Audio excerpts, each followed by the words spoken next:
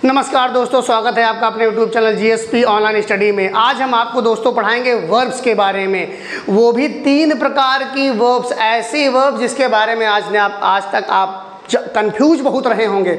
आज से आपका सारा कंफ्यूजन मैं दूर कर दूंगा। ये है, मैं पढ़ाने जा रहा हूँ, एक कड़ी में जो चल रहा हूँ मैं उसी को आगे पढ़ाऊँगा, लेकिन अब थोड़ा यहाँ एक्सप्लेन करना चाहता हूँ ये कि वर्ब जो हम पढ़ा रहे थे उसमें 2 प्रकार की वर्ब्स होती हैं। एक लेक्सिकल वर्ब्स होती हैं और एक ऑक्सिलरी वर्ब्स होती हैं। लेक्सिकल वर्ब्स वो होती हैं जैसे रीड, राइट, रोट, रिटन, इस तरीके की जो वर्ब्स होती हैं वो लेक्सिकल होती हैं। लेक्सिकल वर्ब्स होती हैं। लेक्सिकल वर्ब्स की 5 फॉर्म्स होती हैं। लेक्सिकल वर्ब्स की कौन सी फॉर्म होती हैं? 5 फॉर्म्स होती हैं। ध्यान दीजिएगा मैं क्या कह रहा हूँ, आप हमारी बात को समझिएगा। ये 5 फॉर्म्स होती हैं, जो वर्ब्स की 5 फॉर्म्स होती हैं उसमें लेक्सिकल वर्ब्स आता है। एक वर्ड आता है लेक्सिकल वर्ब्स। हर वर्ड की 5 फॉर्म होती हैं। मैं इसमें बहुत डिटेल में बताऊंगा आपको, पूरा वीडियो में बने रहिए। ये जो लेक्सिकल वर्ब्स होती हैं जैसे ही, WRITS, he writes a letter, he writes a letter. ध्यान दीजिएगा, मैं पहले यही एक्सप्लेन कर दूं। ही राइट्स आ लेटर क्या है? ये ही राइट्स आ लेटर, ठीक है। या आई राइट अ लेटर लिख लो, I write a letter, I write a letter. I am writing a letter, I am writing a letter. She has written a letter. She has written a letter.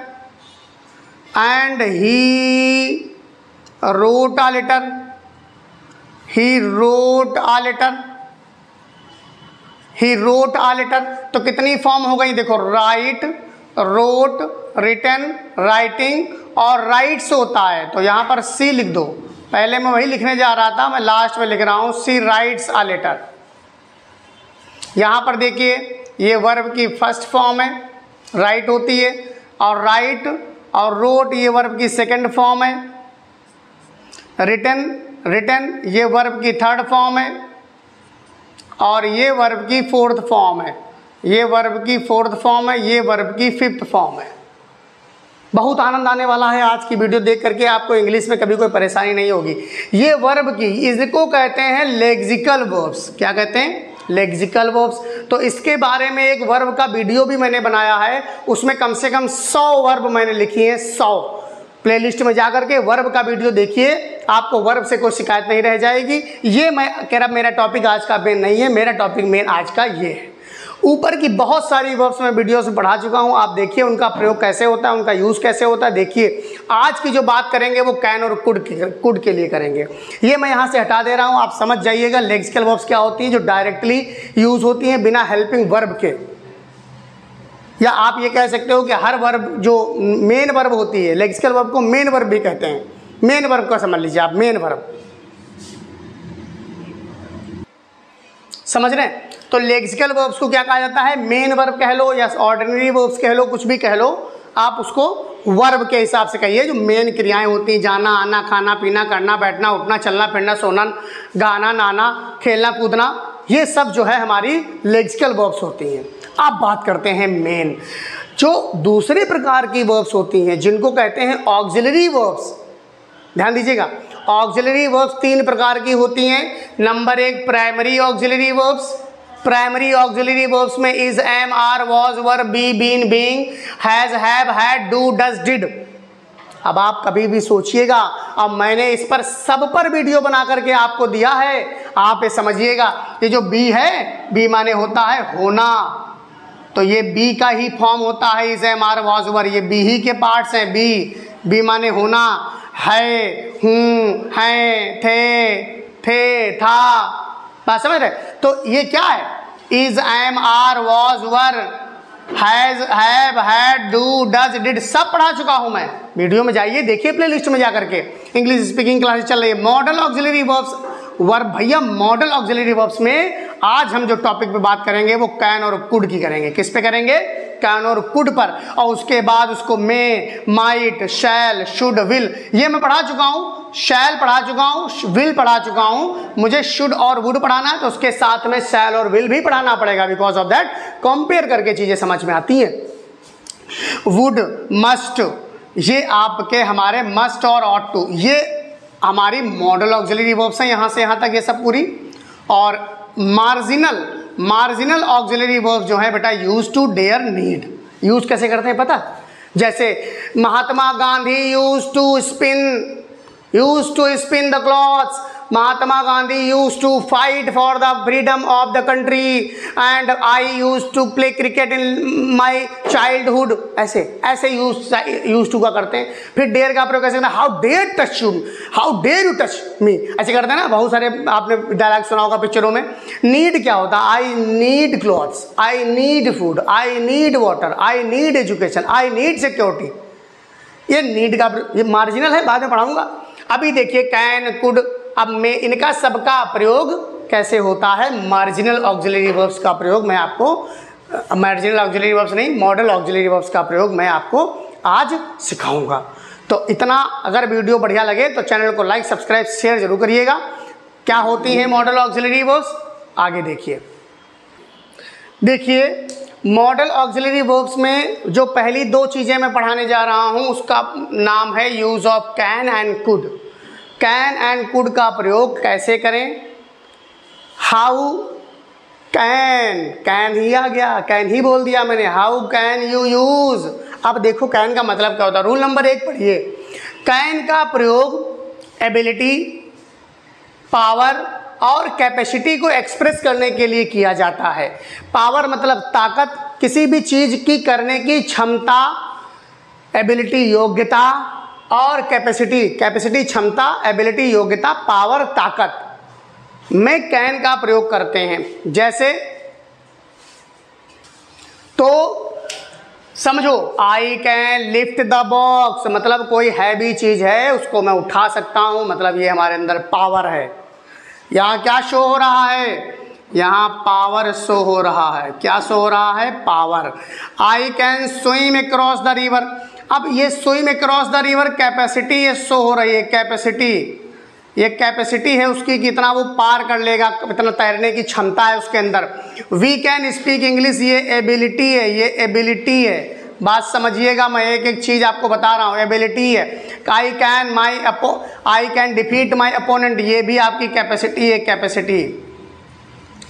क्षमता वो होती है जो खुद में हो, और ये काम आपका जो है कैपेसिटी, और आपको ये मान के चलो पावर और कैपेसिटी एक प्रकार की होती सेम है, लेकिन थोड़ा सा उसमें डिफरेंस रहता है। अब देखो लिखा क्या है, can means be able to, be capable of and know how to. जैसे I am able to lift the box, I am able to lift the box, I am capable of lifting the box, and I have power, या I know how to lift the box. या और भी तरीके हैं, जैसे मैं you are, अब इसे लिखा है you are capable of speaking English, you know how to speak English, and you are able to speak in English. ये सब तरीके जो सेंटेंसेस होते हैं ये दर्शाता है, ये कैन का मतलब क्या दर्शाता है यहाँ पर, कि मैं इसके योग्य हूँ, इतने अंदर मेरा कैपेबल है, और ये मैं जानता हूँ। बात समझ गए? आगे बढ़ते हैं, रूल नंबर 2 की तरफ चलते हैं। देखिए रूल नंबर 2 कहता है कैन का प्रयोग परमिशन, अनुमति देने के भाव में यूज किया जाता है। अनुमति देने के भाव में आप पर कैन का यूज कर सकते हैं, लेने के भाव में नहीं। लेने के भाव में मे का यूज होगा, वो आगे पढ़ाएंगे। अनुमति आपको देना है, अगर जैसे हम टीचर हैं, अध्यापक हैं, किसी बच्चे से कहते हैं you can go home now, तो सही है, बट वो नहीं कह सकता sir can I go to home, है ना, ये नहीं कह सकता।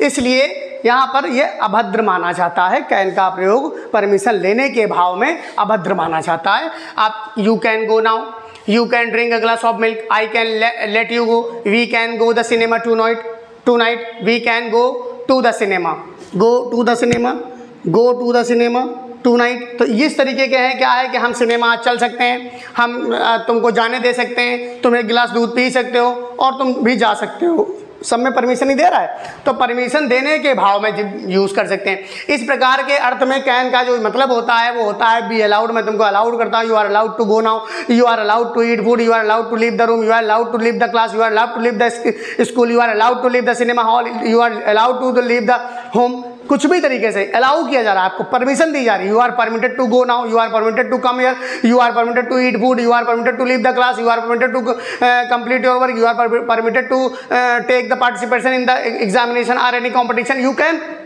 This like this. Okay, can का प्रयोग थ्योरेटिकल पॉसिबिलिटीज में किया जाता है।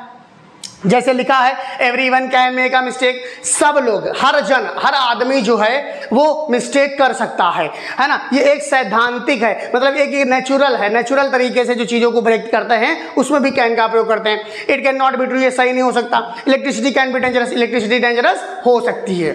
तो इस प्रकार से हमने कैन का यूज सीखा कि कैन का यूज कैसे करते हैं। आपने देख लिया, अच्छे तरीके से समझ लीजिए। कमेंट बॉक्स में जरूर बताइए कमी कहाँ रह गई, अगर कोई कमी रह गई हो तो मुझे बताना, वरना मैंने अपना हर निचोड़ के एकदम आपको दे दिया है। ये आपको अभी एक 4 नंबर है, चौथा नंबर भी आपको रूल नंबर 4 भी पढ़ाऊंगा, आप ये समझिएगा बस कैसे होता है, आपको आनंद आ जाएगा। तो ये देखिए यहाँ पर क्या लिखा हुआ है, रूल नंबर 4 में प्रयोग, कैन का प्रयोग हैबिट, आदत और नेचर, स्वभाव को व्यक्त करने के लिए किया जाता है। जैसे किसी का स्वभाव है, a deceitful person can deceive us, एक धोखेबाज आदमी हमको धोखा दे सकता है। An honest man can not harm anyone, जो ईमानदार आदमी होता है वो किसी का बुरा नहीं कर सकता। और a patriot can not take any step against the country, against this country, अपने कंट्री देश के खिलाफ एक देशभक्त कभी नहीं जा सकता। फिर लिखा है अ रेवोल्यूशनर कैन नॉट टेक बर्थ, ये क्या है, ये क्या है, ये आपका रूल नंबर 4 में नहीं आता है, ये रूल नंबर 3 में आता है। जो सैद्धांतिक सत्य है, ये सैद्धांतिक फीलिंग्स है कि क्रांतिकारी रोज नहीं पैदा होते हैं, बात समझ रहे हैं। तो कैन का मैंने आपको वीडियो पढ़ाया, अब इसी वीडियो में कुड के बारे में भी पढ़ाऊंगा, सारा पढ़ाऊंगा, एक एक चिट्ठा खोल के रखूंगा कुड का। बात आप बस वीडियो को अंत तक देखिए। ये लिखा हुआ है यूज ऑफ कुड, कुड का प्रयोग कैन के पास्ट के रूप में किया जाता है। जैसे मैं कहता हूं कि पास्ट के रूप में, जैसे वह यह कार्य कर सकता है तो he can do this work, but वह यह कार्य कर सकता था तो he could do this work. इतना अंतर है कैन और कुड में, पास्ट और प्रेजेंट में। वो तो जो है प्रेजेंट की बात करेंगे, जैसे मैं तुमको इंग्लिश पढ़ा सकता हूँ, I can teach you English. दूसरा अगर कहूँ मैं तुमको इंग्लिश पढ़ा सकता था तो आई कैन नहीं होगा, I could teach you English, I could teach you English, ऐसे होता है। अब दूसरा लिखा है पास्ट में होता है, तो पास्ट में हो, उसके बाद इसका इनडायरेक्ट में भी यूज होता है। जैसे he said I can beat you, उसने कहा मैं तुमको पीट सकता हूँ, डायरेक्ट सेंटेंस है। ये लिखा he said that he could beat me, मुझे पीट सकता है था, कुछ भी वहां पर इनडायरेक्ट सेंटेंस बन गया। देखो that he can का could हो गया, can का could होता है, हमेशा रखना इनडायरेक्ट सेंटेंस बनाते समय can का could होता है।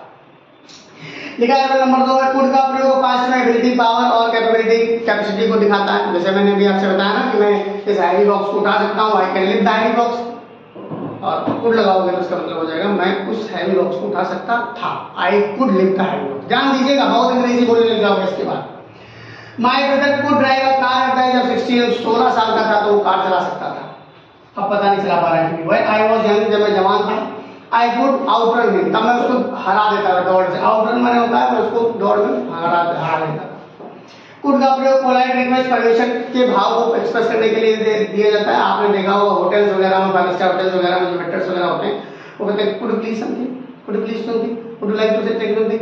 तो ये कुड और वुड जो सेंटेंसेस होते हैं, शब्द होते हैं कुड और वुड दोनों, वो बहुत ही पोलाइट को व्यक्त करते हैं। इंग्लिश में इसका बड़ा भी महत्व है किसी के सामने अपनी पोलाइटनेस रखने के लिए। कुड का प्रयोग आप में और कैन के अलावा आप कभी भी कहीं परमिशन लेने जाइए, किसी कोई चीज कह रहे हैं, कुछ पूछ रहे हैं, तो आप उसमें कुड का यूज करिए, बड़ा ही अच्छा लगेगा। कुड का यूज करिए, कुड का यूज करिए, में और कैन का यूज नहीं कर सकते। में का मतलब होता है परमिशन के लिए, अब मैं ये कहूँ, अगर मैं मान लो तुमको कुछ खाना देना चाहता हूँ, एक रोटी आप खा रहे हैं, तो रोटी के लिए क्या मैं कहूँगा? मैं नहीं कहूँगा, मैं कहूँगा would you please a chapati या would you like to take any more chapati, ऐसे करके बोलेंगे। कैन का प्रयोग वहां पर नहीं करेंगे। तो परमिशन और रिक्वेस्ट और पोलाइट के लिए परमिशन देने के भाव में कैन का प्रयोग मैंने सिखाया था, परमिशन लेने के भाव में कुड का प्रयोग करेंगे, लेने में कैन का प्रयोग नहीं कर सकते। Could you help me please, could I smoke here, ये सब परमिशन ले रहे हैं, लेने में कुड का प्रयोग। नोट नंबर 4 कह रहा है कुड का प्रयोग पॉसिबिलिटी संभावना को एक्सप्रेस करने के लिए प्रेजेंट के अनरियल सिचुएशन में इसका यूज करते हैं। कह रहे बात को प्रेजेंट में, वो अनरियल सिचुएशन होती है, रियल सिचुएशन नहीं होती। जैसे कि इसमें लिखा I had more money, I could by the cycle. अगर मेरे पास पैसा होता तो मैं बाइक खरीद सकता, मैं अभी कह रहा हूँ, लेकिन जा कहाँ रहा है पास्ट में। सिचुएशन कहाँ की है? प्रेजेंट की। कैसी है? अनरियल, रियल नहीं है, वास्तविक नहीं है। पैसा होता तो खरीदता, पता नहीं है कि नहीं है, खरीद पाऊंगा कि नहीं खरीद पाऊंगा। If you work hard you could succeed, अगर आपने अच्छा पढ़ाई की होती, अच्छा मेहनत किया होता तो पास हो जाते। इस तरीके के सेंटेंसेस में कुड का यूज होता है। तो आज आपको हमारा वीडियो कैसा लगा हमको कमेंट करके जरूर बताइएगा। बड़ी मेहनत लगती है वीडियो बनाने में, जो चीजें रह जाए ज्ञान का मैं पूरा, अब आपको जो मैं अब से अभी तक जो पढ़ाया वो मैं आपको एक कहते हैं कि चेहरा पहचानवा रहा था। अब जो मैं आपको पढ़ाऊंगा उसमें कुछ रह नहीं जाएगा, कुछ रह नहीं जाएगा। आपको कहीं पर भी यूज करना है कैन, तो आप कैन का यूज बड़े लोग कर सकते हैं, छोटे नहीं। बड़ा आदमी छोटे के सामने कैन का यूज कर सकता है, छोटा आदमी बड़े के सामने कैन का यूज बिल्कुल भी नहीं कर सकता। अभद्रता है, अशिष्टता है, नंबर 1। दूसरी, कैन का प्रयोग और मे के प्रयोग में अंतर है। मे का प्रयोग छोटे करेंगे बड़े से, बात समझ लीजिए, परमिशन के लिए। उसके बाद कुड का प्रयोग, कोई मेहमान आया है, किसी से आप परमिशन लेना चाहते हैं, कोई मेहमान ही मान लीजिए गाड़ी लेके आया, उसको गाड़ी देना चाहते हैं, तो आप उसमें मे का यूज ना करिए, उसमें कहिए कुड का। Could I take your bicycle for some time, I want to go there, I want to buy vegetables from the markets, I want to go to the market for buy the vegetables. ऐसे करके पूछ सकते। ये politeness हो रही है, मैं आपको सारे मतलब बता रहा हूँ। अभी आगे गुड आएगा तो गुड का और पोलाइटली बताऊंगा। 5 स्टार होटल्स में गुड का यूज होता है, गुड का यूज होता है परमिशंस के लिए, पूछने के लिए, किसी चीज को देने के लिए, खाने पीने के लिए। पोलाइटनेस है। इंग्लिश अपने आप में एक अलग तरीके का लेवल लेके जाता है, अलग अलग शब्द है, बात समझ गए। तो अगले वीडियो में मिलते हैं। ये तो हमारा था पोएम और गुड। अगले वीडियो में मिलेंगे हम आपको मे और माइट के साथ में। तब तक के लिए जय हिंद, जय भारत।